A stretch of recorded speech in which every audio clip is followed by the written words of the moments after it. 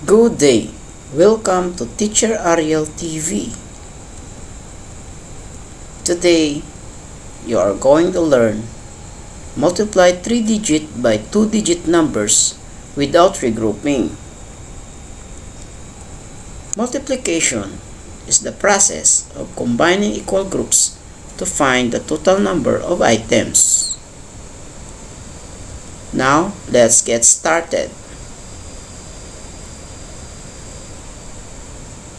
Find the product 123 times 13. First, arrange the numbers in columns like this. Place the digit of the number in a column based on its place value. Next, multiply the ones digit of the multiplier to all the digits of the multiplicand. Let's start with 3 times 3. 3 times 3 is equal to 9. Next, 2 times 3. 2 times 3 is equal to 6.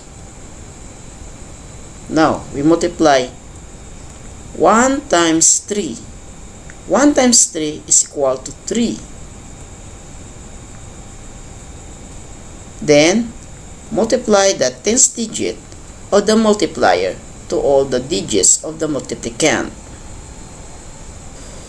Put a 0 to hold the ones place. Now, we multiply 3 times 1. 3 times 1 is equal to 3. 2 times 1 is equal to 2. And 1 times 1 is equal to 1. Now, we add the partial products to get the final answer. 9 plus 0 is equal to 9. 6 plus 3 is equal to 9.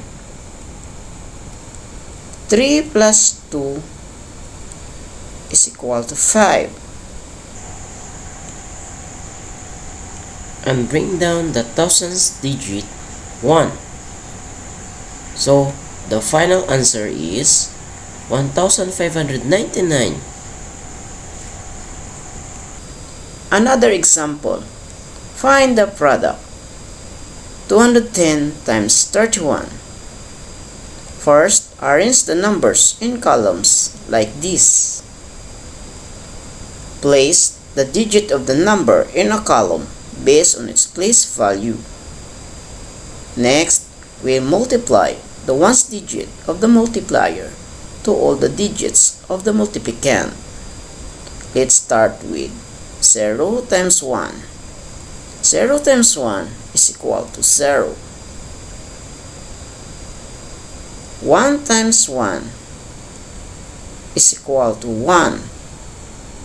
And 2 times 1 is equal to 2. Next, we multiply the tens digit of the multiplier to all the digits of the multiplicand. Put a 0 to hold the ones place. Now, we multiply 0 times 3. 0 times 3 is equal to 0. 1 times 3 is equal to 3. 2 times 3 is equal to 6. Now, we add the partial products to get the final answer. 0 plus 0 is equal to 0. 1 plus 0 is equal to 1. 2 plus 3 is equal to 5. And bring down the thousands digit 6. So, the final answer is 6510. Another example. 302 times 12. First, arrange our numbers in columns like this. Place the digit of the number in a column based on its place value. Next, we multiply the ones digit of the multiplier to all the digits of the multiplicand. Let's start with 2 times 2. 2 times 2 is equal to 4. 0 times 2 is equal to 0. 3 times 2 is equal to 6. Then, we multiply the tens digit of the multiplier to all the digits of the multiplicand. Put a 0 to hold the ones place. Now, we multiply 2 times 1. 2 times 1 is equal to 2. 0 times 1 is equal to 0. And 3 times 1 is equal to 3. Now, we add the partial products to get the final answer. So, 4 plus 0 is equal to 4.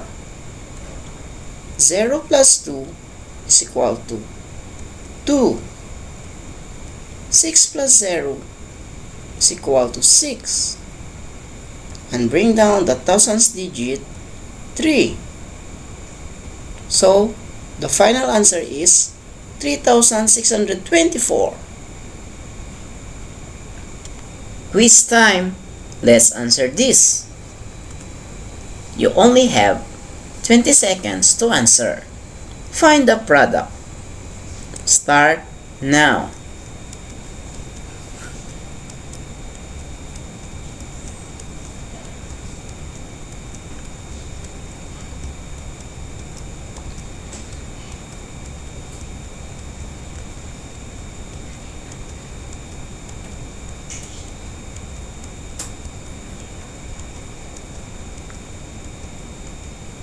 Time's up. The answer is 1,120. 410 times 11.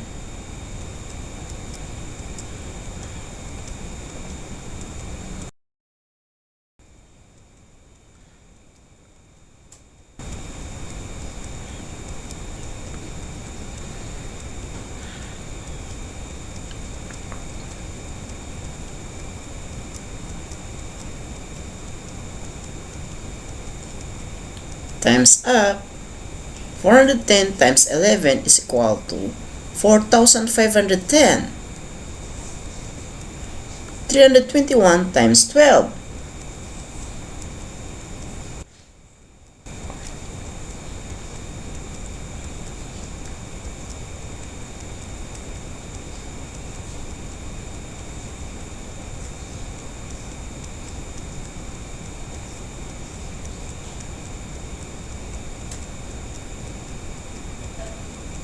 Time's up.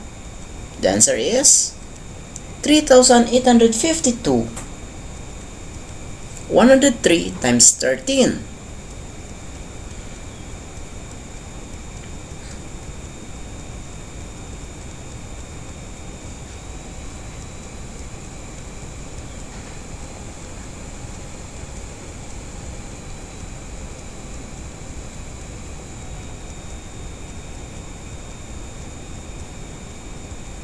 Time's up. The answer is 1,339. 311 times 21.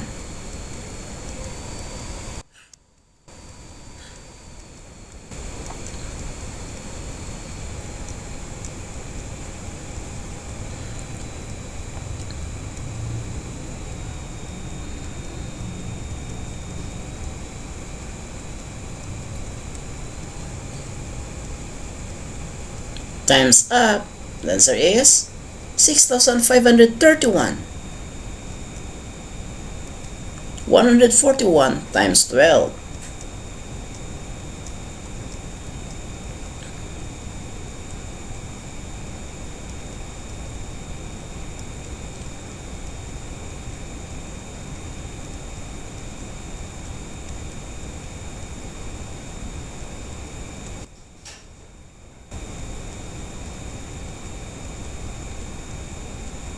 times up. The answer is 1,692. 212 times 31.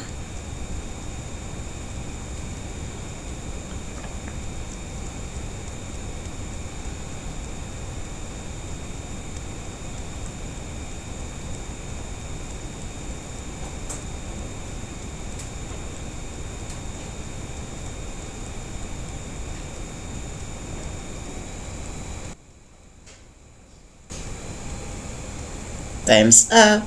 The answer is 6,572.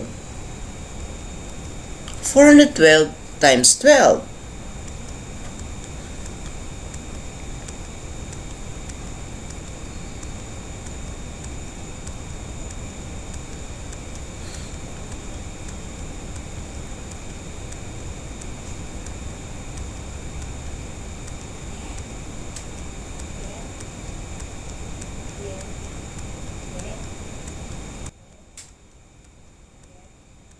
Times up. The answer is 4,944. 230 times 20.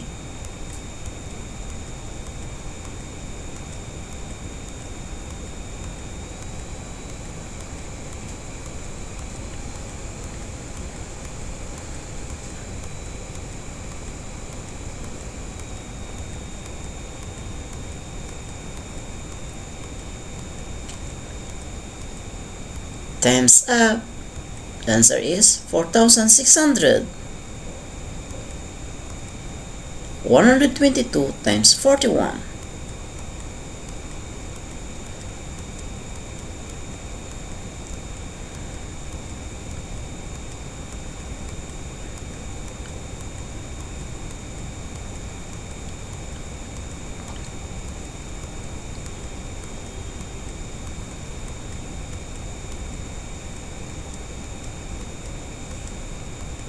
Times up.